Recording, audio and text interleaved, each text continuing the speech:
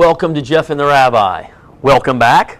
Oh, by the way, I am Jeff. This is the Rabbi. If you didn't know, if this is your first time viewing. Yeah. Man, we got a heck of a topic today. Good topic. So the question really is, in our society today in America, we've got a lot of school shootings, office shootings, what I call like crazy wackos. Wackos go out there and they shoot people, and we're not really sure. They kill people. We're not really sure why. On the other hand, we've had for years terrorism. Terrorism, pretty much I'm sure why they do it. They've got a cause. They go out and there's terrorism. So I'm trying to figure out, why. When I was growing up, we really didn't have a lot of school shootings and things like that. As we talked, I grew up in, Avabram preparatory school there, which was really good. Or actually, it was Avabram finishing school when I went to high school. So in that school, listen, we didn't kill people. I mean, we had the typical little school pranks, the Hitler Youth there. Everyone, I think what was Tuesday was, I think we pinned the tail on the Jew. Wednesday, obviously, Hook Nose Wednesday.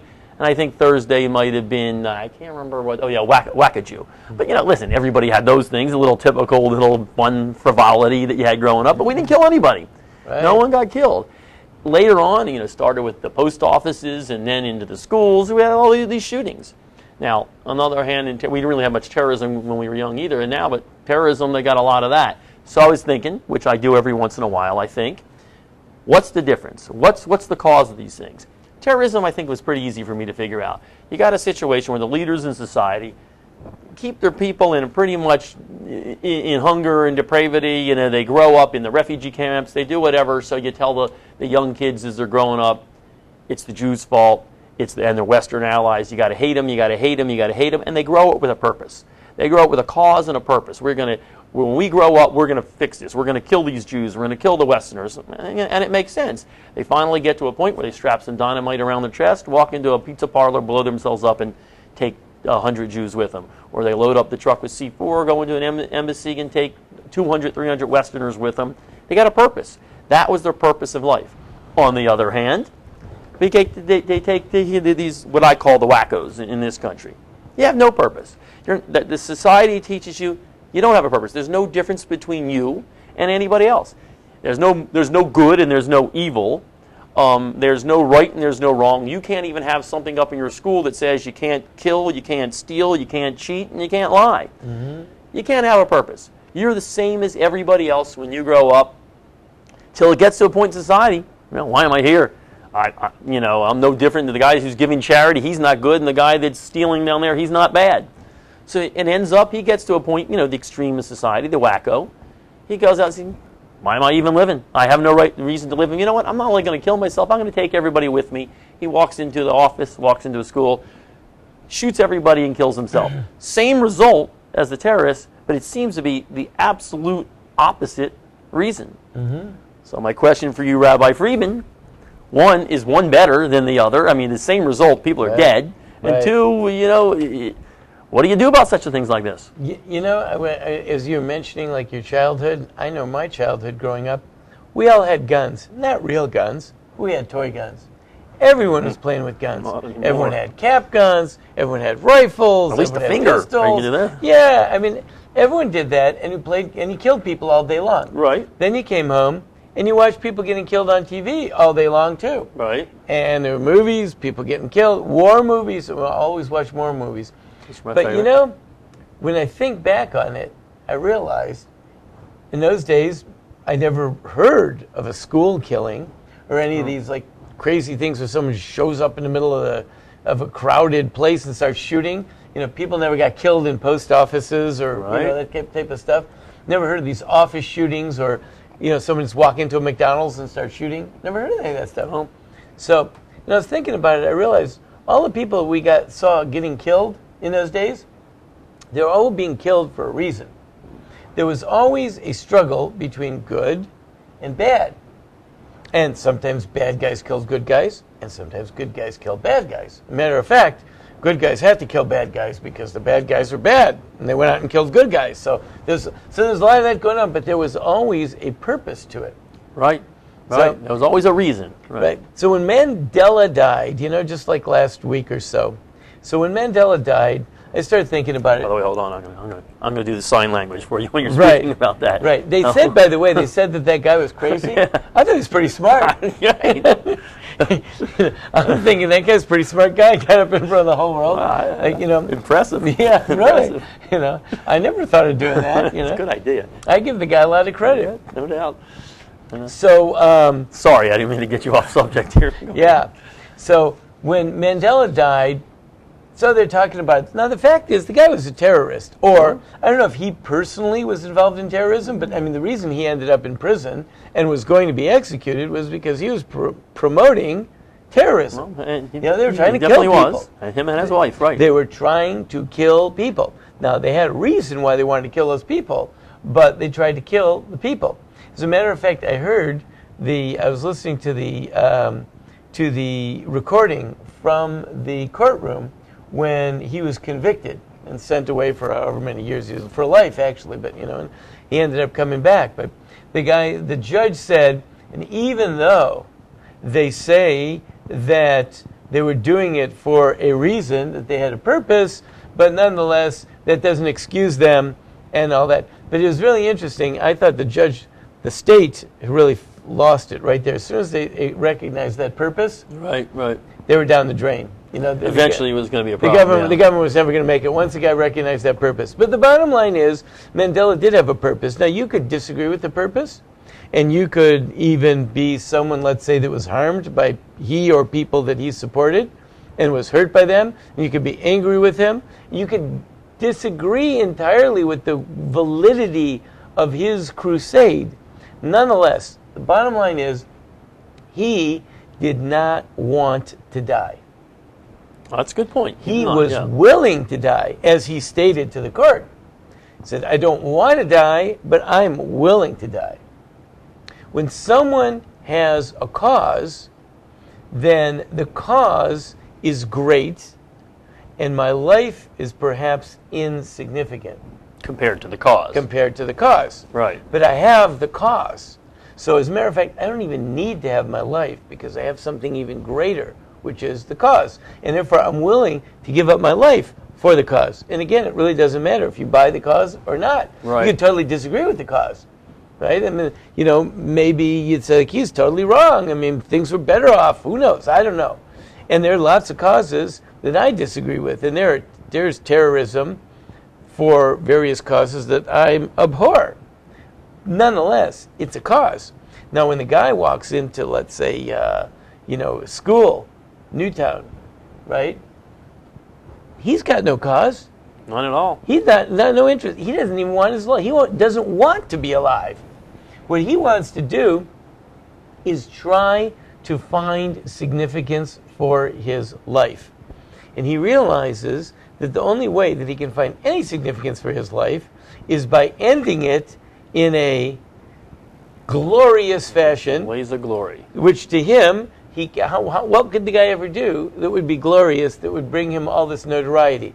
The only thing open, the only option open to him is to cause some horrific harm. That's the only way out, which is therefore why he will invariably cause the harm, and then the next thing he'll do is usually kill himself. Right. Because it's all over at that point. He's gotten all the notoriety he's ever going to get, not going to get any more. Most likely just rot in prison somewhere. So if he lived, right. He doesn't want to be around, so he blows himself up in this blaze of glory, causing all of this pain and suffering to people, and he dies. He has nothing to live for. If he had a cause even, if he had anything, he doesn't have any value to his life, and he doesn't have a cause. So what he has to do is he has to destroy his life, which he's really angry about. Because the worst thing that you can have, is a life, and you don't know what to do with it. I think you're right. I think we got a lot of that going on. That is a huge pain. Yeah. Can you imagine? And this is what we have in our society. This is a huge, huge problem. They could call it a mental health problem. I would call it a spiritual health problem. But there is a huge problem in this society. There are masses, not just individuals. There are masses of people that have no purpose in their life. And if you have a life and you don't have a purpose, talk about frustration. Like, I have to live through life. At that point, everything becomes frustrating. So the latest one, I think the guy was going to kill the teacher because did she flunk him on a class, or did she put him off the debate team or something? Something with the debate team, I know that. Yeah, so I think maybe she put him off, or he wasn't captain of the debate team, or she put him off the debate team, he didn't get to do the first debate, or something like that, right? Well, I understand him entirely. If your life has no purpose, you have no meaning, then, stubbing your toe is a horrible pain that is... I can't countenance that. And if someone else, if I stub my toe, well, who would I got to blame but me? Right. Maybe I got to blame the piece of furniture I bumped into, so, I'll take an axe and hack it up to pieces. Right. But if this teacher, here I am, a nobody to start with, and the teacher comes along and says that you can't even be on the debate team, or be captain of the debate team, right? What could be worse than that? Got to die. Teacher's got to die. I got to die too. Yeah, I don't care if I die as well, because me too. But at least the teacher will die, right. And I will have the enjoyment of being able to at least have wiped out the teacher, and then I'll wipe out myself. That is a sad world. It's amazing that we've gotten to the point where we hearken back to the good old days of terrorism. And that's amazing. You're right. The good old days of terrorism, where at least that there was a struggle. Right. We knew why he was killing them. Everybody. This person's representing, free whatever it is. Right. Free somebody. Free something. Right. But at least the person was standing up for something. Standing up for something. The next step actually came, I'm afraid, when we got to suicide terrorists. Right. Suicide terrorists were people that were actually looking to die, to martyr themselves for the cause. Yeah, that was the big. That already showed you that there was a big switch, because nobody, the good old terrorists, Menachem Begin was a terrorist, right? Yeah, he was. He was a terrorist. In the good old days of terrorism, a terrorist did not want to die. He was willing to die, but didn't want to die. Right. That was the goal. Now, a suicide bomber, he does not want to come back home. No. Right? Does not want to. Matter of fact, he's decided that the best thing to do for me is to go, I don't even know if the suicide bomber could kill all of the target people and be alive. I'm not sure that they would even choose to do that. No, well, then they missed they're like the heaven, right. Paradise.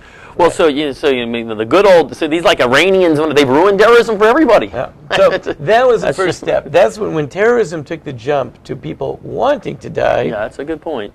Now it takes even a further step, but people really they hate their lives, and this is why, as a society, we're in a bad shape. Well, what worries me about it, after start thinking about it last night, we've got two horrible situations. You got terrorism, which, listen, you're right, whether they have a cause or not, for the innocent people that are standing next to them or dying in the pizza parlor, they don't care about their cause. So it's a horrible, horrible thing, no matter how you look at it. And I don't care if it's Nelson Mandela who killed you or Yasser Arafat. It doesn't matter to the family of the people that died. But on the other side, and that's pretty much, we look at that as in Middle Eastern society right now is where we look at most of the terrorism. But in our society, what we might have brewing here might be a lot worse. That's because right.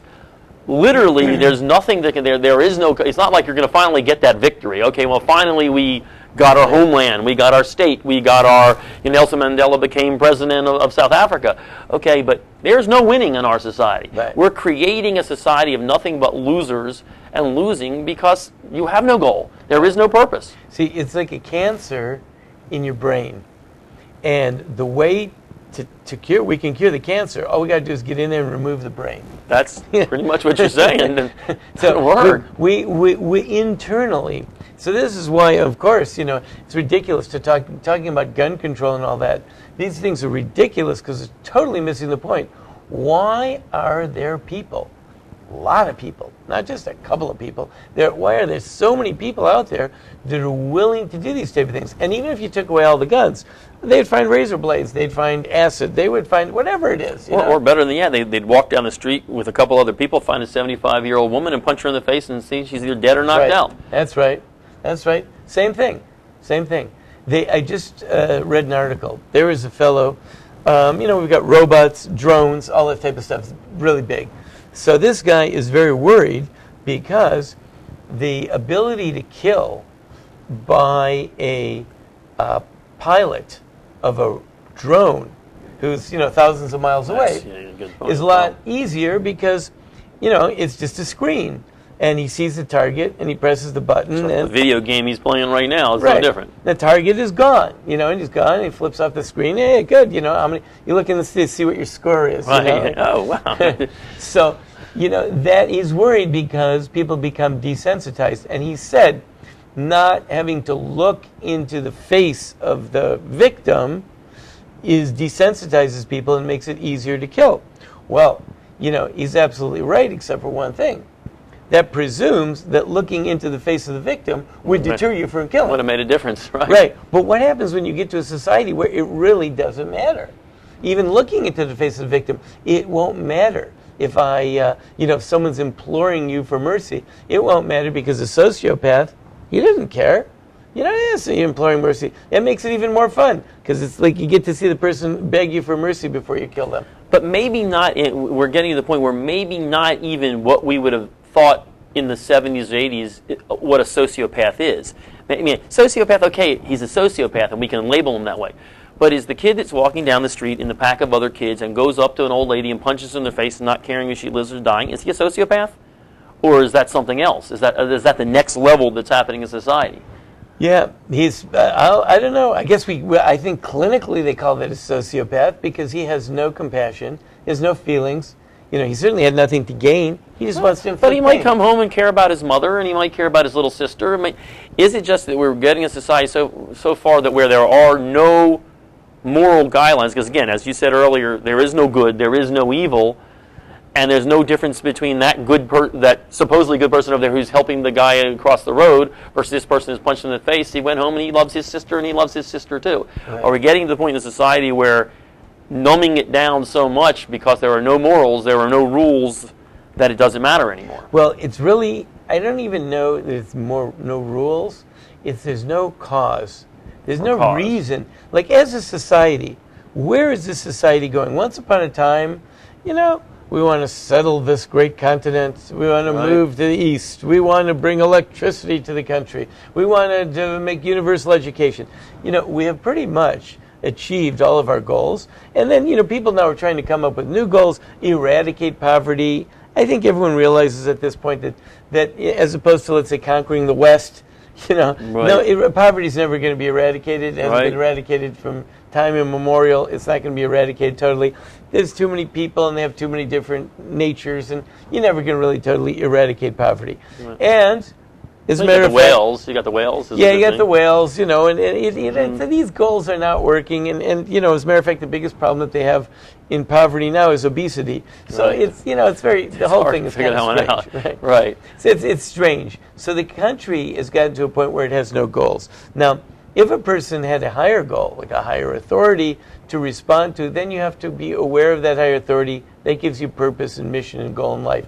But if you don't have an external goal, and you don't have an internal goal, you are really left nowhere. Of course, this is why people love it when there's a natural disaster. We all come together because there's a goal. We're all without power. There's a goal. Get everything cleaned up. Write a good song, and everybody sings the song. Yeah, and the neighbors meet in the street, and they can be friends and stuff like that. And it's good because it unifies people. Why? Because there's a clear-cut goal. There's something we need to do now.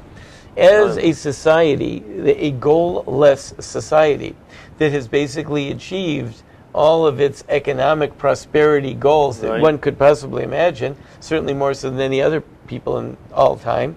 So it's very difficult. The next thing you're going to find, more and more and more, which you're finding already, is people that don't have a purpose in life, and therefore they're like parasites within our own body, and ultimately it's just going to gobble us up. That will bring down this society. It'll come crashing down on itself because internally it'll swallow itself. Well, not to bring up any kind of political situation in this, but I guess you can't make a statement like you just made there and not expect some kind of political response. So my question to you, are you saying that when you have a society where everybody just gets what they want, everybody Whether it's food stamps, whether it's welfare, whether it's just I'm going to be taken care of, I'm going to get the big screen TV because I deserve it, here's my Obama phone, here's whatever I can. Are you saying that society can't be productive, and that society can't be good, and that society can't grow and move forward? So far, in the course of human history, when societies tumble is they achieve a certain apex of prosperity, and then they tumble. Yeah, then they fall apart. And our society is exhibiting all of those signs. We have all the material prosperity. They, like Rome, we don't really have the resolve to fight for what we have anymore. We can't. We are very self-centered, narcissistic as a people. Everyone just wants more and more and more because we can't imagine what else you could want except to get more and more and more. The only way to really overcome that is to become more giving, dutiful, altruistic. The problem is, what is going to elicit that from us? Well, guess what? I guess you're not going to be surprised to hear me come back to the old I think I know where you're going here. Here comes the rabbi again with that old theme, but it's the same thing. If there is not a recognition of a higher authority, and I want to emphasize, not higher power, but higher authority. Okay. Because higher power, like Buddhists said, there's the great power that's out there, but if that power is not expecting anything of you, it still doesn't do it. Higher authority, there's expectations of a person that you can go out, function in society, and come back home tonight and say, I did my duty as a person today. My life was meaningful. My life was fulfilling because today I was a good person. Good by whose standards? Well, that's the problem. Good by God's standards. Because if it's anyone else's standards, good by whose standards? Good by Barack Obama's standards? Good by George Bush's standards. Well, does that mean that good and bad every 4 years it's redefined? So then neither of them are good. That's it's got to be a standard that rises above all of that, and then I can go to bed and I can say, I don't care what anyone else said. If I'm looking at God and he says he thinks I did a good job today, then I did a good job today. Well, to further your point, and this again probably will also make people a little upset because it's too black and white of an answer and it's probably correct. Since I've met you, I've gotten involved with a lot of different groups that I've never gotten involved with before. A lot of different yeshivas, a lot of different Jewish day schools, a lot of different religious organizations. And I can honestly say, and I think we've had this discussion before, I've met some of your family, I've met some of the people, and I've sat around and talked to them, and I cannot imagine, maybe it's just I'm naive, but with all the people I've met, from every yeshiva that I've worked with, from every one of your family, from every one of the people that have eaten lunch over your house during Sukkot, I cannot imagine any one of these human beings ever at any time, any place I'm talking. I'm sure there's some ones that are on the fringe. I've met some of your friends who talk to them that are on the fringe that are crazy. We got some fringe people. I cannot imagine any of them walking down a street, and forgetting about walking in and killing a bunch of kids at school, but punching some lady in the face. I mean, yeah, and I know people say, oh yeah, there's Jewish people that do it. I'm talking about people that believe in God, people who live their life where they talk about God. What happens at Torah Day School doesn't happen at the public school down the street from Torah Day School. Right. So I'm saying, I know people say this is not proof, it's not whatever, but there's got to be something there different between these groups of people. Right. There seems to be anecdotal proof. Anecdotal proof, pretty strong anecdotal proof. The idea of like punching someone in the face, of course, if you're mad at them, I can see anyone getting mad. But punching someone in the face, like knocking out an old lady, just because it seems like a fun thing to do, you don't take her purse, you don't have anything to gain from it, you don't have any animosity personally towards that person, it's just a thing to do. That's a sad society. Okay, so the sons-in-laws that I've met of yours, what are the odds of either one of them walking in a group, because they can be in a group, I've seen them walk in groups, walking down the street and punching someone in the face or shooting up a school? Are the odds high? Right, no, I mean, they're more likely to punch themselves in the face. Right, right. I just don't see it. And I know people say, oh, you're naive, you got to get out in the world. That is out in the world. I mean, these are real people, and there's thousands of them like it. And listen, probably in the Catholic school it might be the same way. I don't know. Right. But I'm just wondering. I don't see that. Yeah, but that is the bottom line. And I think that when people have goal-oriented lives and they have a higher authority, they even that gives them a cause. Causes are wonderful things. You might disagree with the cause, but a cause is a wonderful thing. I think any of us, like I said before, this was when I was reading about Mandela, I said, oh, for the good old days of terrorism. And amazing, how have we come to that? That means that things have gotten really, really bad if I hearkening back to terrorism as being the good old days. Because at least there was some understanding. Okay, the guy had a goal. I mean, the guy lived for something. And the guy could get up and make a heroic statement. And the heroic statement is, I don't want to die, but I'm prepared to die. That's something. Right. But nowadays, these guys would get up if you'd ask them what their statement is. I'm looking for a way to die. I'd like you to die too. Yeah, that makes it a little tough. And so then it comes to the question I think we usually ask at the end of these shows, okay, so what? Yeah. So what do we do now?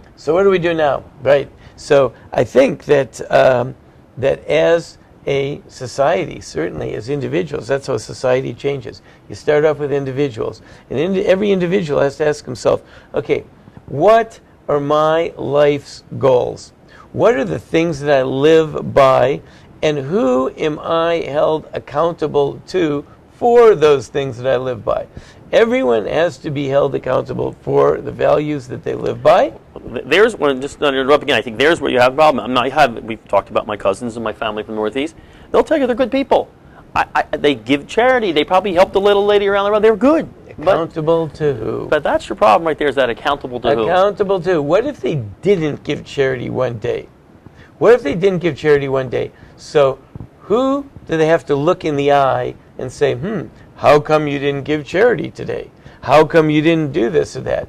And even if it's God, when you have to sit down at night and do your reckoning or show up in the synagogue once a year or whenever it is, right, or go in front of the priest even, well, did you do what you were supposed to do? The problem is that people who don't have to give a reckoning, who don't have a higher authority, they will say that they're good people and they will say they live according to a certain morality. But if you don't have to give a reckoning, it just gets too easy not to give a reckoning. So you can take the day off if you want to take the day off, and you really don't. Then you really don't live according to a set of values. So the real answer here is, you can be good and you can help people out, but if you don't have that higher authority, something, to really, as you say, be called to reckon with, and then doesn't really work. Now, of course, what the governors of society will do when they realize that people are basically in a dead-end situation. So what will prevent everyone from just picking up their kitchen knives and start killing everyone? So the only thing we'll do is we can keep them busy enough. So therefore, they will have to keep them busy enough with their whatever form of entertainment or distraction to keep everyone busy enough. Or in many societies, what they do is they'll find an enemy. Either they'll find an enemy to challenge all the people's energy against, like a 99% to a 1%. Yeah, they'll identify this group or the country next door or some bad people that we all have to try to eradicate, or they'll just try to keep everyone so busy and occupied with their entertainment and pass out all kinds of promote all kinds of activities that you're so busy pursuing your pleasure that you don't have the time to pick up the knife and go kill someone.